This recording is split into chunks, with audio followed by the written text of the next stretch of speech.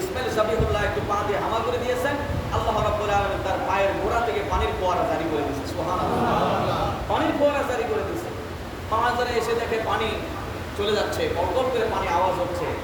মাহাজারা তিনি চতুর্দিকে বালি এবং মাটি এবং পাথর দিয়ে মাপলেন, এরপর বাঁধ ভেঙে চলে যাচ্ছে পানিগুলা। তখন মাহাজারা তিনি সুরিয়ানি ভাষা জানতেন, উনি অ্যারাবিক ভাষা জানতেন না। তখন তিনি সুরিয়ানি ভাষায় বললেন, জাম জাম, হে পানি থেমে যাও, থেমে যাও। এই পানির জন্য কত কষ্ট করলাম আমি এবং আমার সন্তান, এই পানি অপচয় হবে না, পানি তুমি থেমে যাও। আল্লাহ রাব্বুল আলামিন মাহাজারার এই শব্দটাকে এত পছন্দ করলেন, ওই কুয়ার নাম রেখে দিলেন জমজম কুয়া। বলি সুবহানাল্লাহ।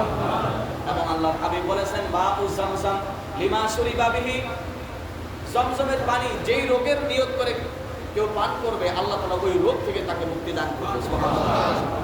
দুনিয়ার পানি আপনি খাইলে শুধু তৃষ্ণা মিটবে, আল্লাহ তাআলা জমজমের পানির মধ্যে ইসমাইল জাবিহুল্লাহর বরকতে এমন পানি দান করলেন, ওই পানির মধ্যে তৃষ্ণাও নিবারণ হয়, ক্ষুধাটাও নিবারণ হয়ে যায়। সুবহানাল্লাহ। একটা খাদ্যের মধ্যে যে উপাদান থাকে, আল্লাহ তাআলা জমজমের পানির মধ্যে তৃষ্ণার উপাদান রাখলেন, দেহের খাদ্যের ঘাটতি পূরণের জন্য সেই উপাদানগুলো জমজমের পানির মধ্যে রেখে দিলেন। সুবহানাল্লাহ। এই জন্য মুহাদ্দিসিন ইকরাম বলেছেন, আবে কাউসারের চাইতে উত্তম হলো জমজম কুয়ার পানি। বলি সুবহানাল্লাহ। বলবেন কিভাবে?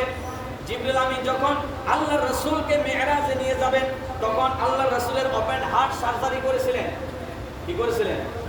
ওপেন হার্ট সার্জারি যখন করলেন, জান্নাত থেকে স্বর্ণের প্লেট নিয়ে আসছে, রূপার প্লেট নিয়ে আসছে, কাউটাকে বের করেছে, কিন্তু হাউজে কাউসারের পানি নিয়ে আসে নাই, জমজমের পানি দিয়ে আল্লাহর হাবিবের যে হৃৎপিণ্ড এটাকে ধুইছিলেন। বলি সুবহানাল্লাহ।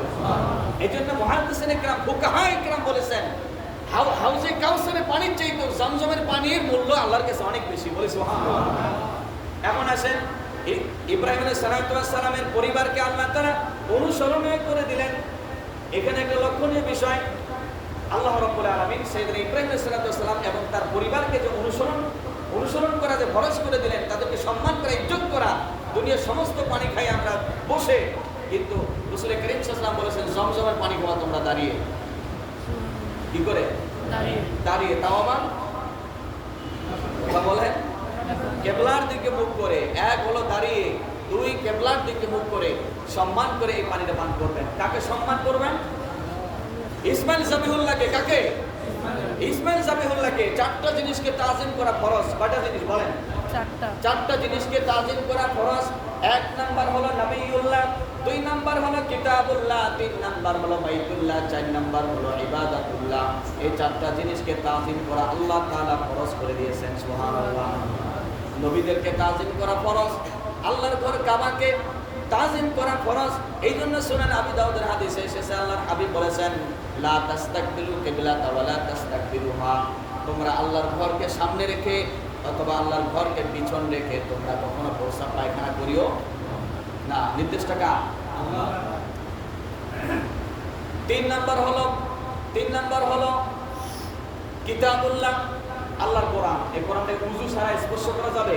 লা ইয়ামাসসুহু ইল্লাল মুতাহহারুন। আল্লাহ কোরআনে বলেছেন, পবিত্রতা অর্জনকারী ব্যতীত কেউ যেন এই কোরআনকে স্পর্শ না করে। চতুর্থ নাম্বার হলো ইবাদাতুল্লাহ। ইবাদাতুল্লাহ অর্থাৎ ইবাদতকে তাজিম করবেন কিভাবে? বিনা ওযুতে নামাজ পড়লে নামাজ হবে ভাই? কথা বলেন। এই উযু করে যে নামাজ পড়লেন, এই নামাজের তাজিম হলো উযু। বলি সুবহানাল্লাহ। সময় স্বল্প, আল্লাহ তাআলা যেন আমাদের সকলকে যা বলল আমল করার তৌফিক দান করে, বলে আমিন। ওয়া আলাইনা ইল্লা বালাগ। আসসালামু আলাইকুম ওয়া রাহমাতুল্লাহি ওয়া বারাকাতুহু। সুবহানাল্লাহ। অল্প কিছু কথা বলবো।